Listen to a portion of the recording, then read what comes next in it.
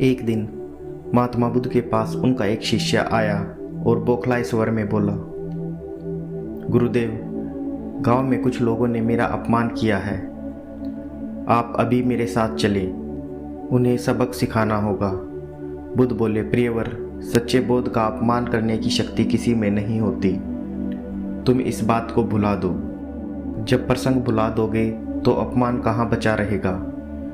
शिष्य ने कहा, गुरुदेव, उन्होंने आपके प्रति भी अपशब्दों का प्रयोग किया था।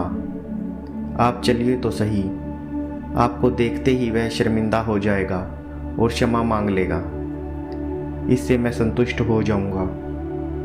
बुद्ध कुछ विचार कर बोले, अच्छा, यदि ऐसी बात है तो मैं अवश्य उन लोगों के पास जाकर उन्हें समझाने का प्रयास करूंगा। शिष्य ने आतुर होकर कहा, चलिए, अभी चलिए, नहीं तो रात हो जाएगी। बुद्ध ने कहा, रात हो गई तो क्या, रात के पश्चात दिन भी तो आएगा। यदि तुम वहां जाना आवश्यक ही समझते हो तो मुझे कल याद दिलाना। कल चलेंगे। दूसरे दिन शिष्य अपने काम में लगा रहा और बुद्ध अपनी साधना में लीन हो गए। दोपहर होने पर बुद्ध ने शिष्य से पूछा, आज उन लोगों के पास चलना था। शिष्य ने कहा, नहीं गुरुदेव, मैंने जब घटना पर फिर से विचार किया तो मुझे इस बात का आभास हुआ कि भूल मेरी ही थी। अब शिष्य का क्रोध शांत हो चुका था।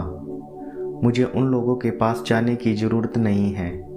बुद्ध ने मुस्कुराकर कहा कि अगर हम क्रोध के आवेश में न आकर तुरंत प्रतिक्रिया देने से बचे तो हम क्रोध के कारण होने वाले नुकसान से बच सकते हैं और हमारे भीतर की कटुता समाप्त हो जाती है। शिष्य बुद्ध का आशय समझ उनके प्रति नतमस्तक हो गया। आजकल के हमारे इस आधुनिक युग में हमारे देश में बहुत सारी समस्याएं हैं, जिन समस्याओं के कारण लोग दुखी हैं और यही दुख कभी कभी उनके क्रोध का कारण बन सकता है। वास्तव में हमारा क्रोध किसी दुश्मन से कम नहीं होता, क्योंकि वह दुश्मन से बढ़कर हमें नुकसान पहुंचा सकता है। इंसान अक्सर क्रोध में आकर बहुत कुछ ऐसा कर देता है जो उसे नहीं करना चाहिए।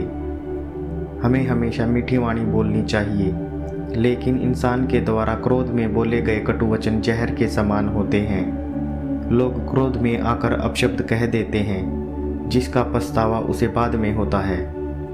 इसलिए हमेशा क्रोध पर नियंत्रण बनाए रखें। अगर फिर भी आपको बार बार क्रोध आ जाता है तो इसके लिए आपको ऐसे लोगों के साथ रहना चाहिए जिनका स्वभाव अच्छा हो, जो हमेशा खुश रहते हैं, क्योंकि कहते हैं जैसी संगत होती है वैसी रंगत होती है।